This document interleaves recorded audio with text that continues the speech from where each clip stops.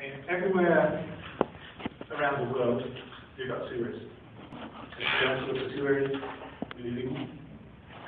okay, and you've got plates to flow the sewage. All those plates around the world, they're round. Why is that? Because if you have square plates, you can actually put them through the guidance. Exactly, but they can fall through. So, okay. So those are the easy kind of trick questions to kind of start teasing the kids, or students, sorry, students. Easy questions to start teasing. Another question could be,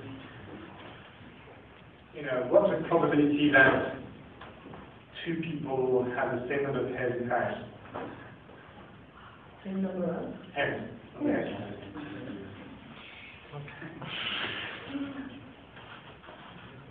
No one? Come on, EDHEC. This is an interview question. Close to 1. Actually, you don't have enough information to make this assumption. So, this is part of the discussion with the student. He starts writing something on his paper. What are you writing? He says, I'm not sure. But if you're not sure, ask something. Okay, so to simplify the conversation, let's say that the maximum number of hairs on someone's head is 400,000, and the population is 1 million. What's the probability that two people have the same number of hairs?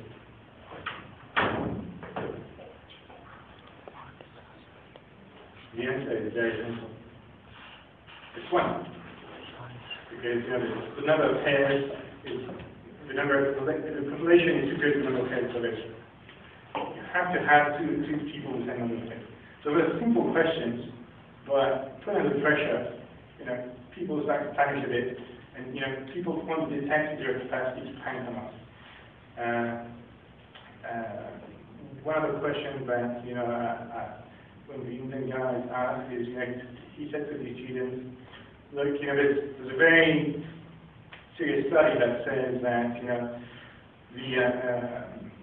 the white bears do not eat penguins. Can you explain why? Because they live in different places. Exactly. But usually, you can say, but we've got some specific oil.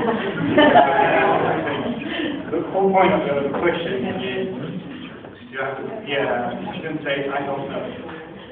And saying, I don't know, is very important. Especially in a bank, where effectively you've got a client over the phone asking you to do a crazy trade or something you never understand, and you might want to do the trade even if you're not sure about it. It's very important to be able to say, I don't know. So those are kind of tricks and questions that are being asked. They're pretty simple. You also have, after that, very technical questions, especially if you're looking for a very quant-related job. But what we're asking what people are looking for is people that are motivated, that understand that working under pressure is the norm in the bank. Every day there's a lot of pressure. Pressure can be come from different ways. Your colleagues, the clients, the markets themselves. The pressure is everywhere. People are not nice to each other most of the time. I remember one day I was super late and I had some problems, and some of my teammates had some work to do as well.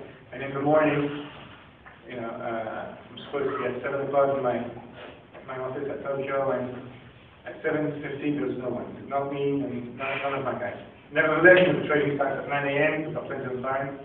And I arrived at the office at 7:30, and I got a call from my boss in Hong Kong telling me, hey, the guy next door told me there was no one in the desk at 7. So the guy sitting next to me, running another team, was actually phoning my boss to tell him that I was not 2 minutes late. And I was like 15 minutes late. That's the kind of thing you have to do every morning. So you don't want to take a chair and put it over the head of a guy, but still think about it, but you don't do it. So pressure can be of this nature, and also being able under this kind of pressure to to deliver the relevant amount of work and ethics and all sorts of energy is very hard. You'll find it some days very depressing, but being able to say no, being able to understand what's been asked, being able to ask for someone's help is very important. So when you talk to recruiters or managers of banks, don't hesitate to show your empty to work, but also your humility. Don't say I know everything. Teach me, show me, learn from. Not trying to show that you want to learn, and you're here to bring something to the table. So this is like my 5 minutes about recruiting. After that, there's always a question: do I want to go work for a bank, a hedge fund? What are the different things that we can do in this business? There's a lot of answers around all that. Hedge funds, difference between hedge funds and banks. One is going to be very big, the other one is going to be very small. The type of job is going to be very similar, in different manners, but the level of concentration and hard working is going to be similar. The difference in a hedge fund is going to be much smaller, and therefore you'll find it much more easy to turn things around. Decisions are made quickly. In a big bank, decisions are very slow to extremely slow, depending on the bank where you end up. But it's in the end you'll find equivalent reward in terms of working in both types of organization. So I've been working in banks more on the what you call fund brokerage environment. Fund brokerage is like, I know those words like trying to say, yeah, that's correct, brokerage, okay. So fund brokerage is kind of the one-stop shop for hedge funds. What that means is, a hedge fund has some needs, both in terms of execution, because they want to buy, they've got their ideas of buying or selling shares or whatever. But what they'll need from a bank is, number one, financing, because we've got this thing called leverage. And leverage is, I've got one, but I want to buy 10. The bank is going to say, okay, we'll do that for you. But they'll take a fee of 20 basis points or whatever to finance this leverage. So the bank makes those 20 basis points. There's also stock lending. You want to short some stocks. You want to borrow them from someone who doesn't know where to go. The prime broker is going to find that fee. It's going to find people who are going to lend those stocks to you. You'll pay a fee for that. So you pay, the prime brokers collect fees all the time. That's the essence of prime brokerage. It's collecting fees. There's some risk aspects to it also, which are very important. In the sense that you should accept to finance hedge funds 10 to 1. The maximum I've seen right now, 10 to 1 used to be possible some years ago.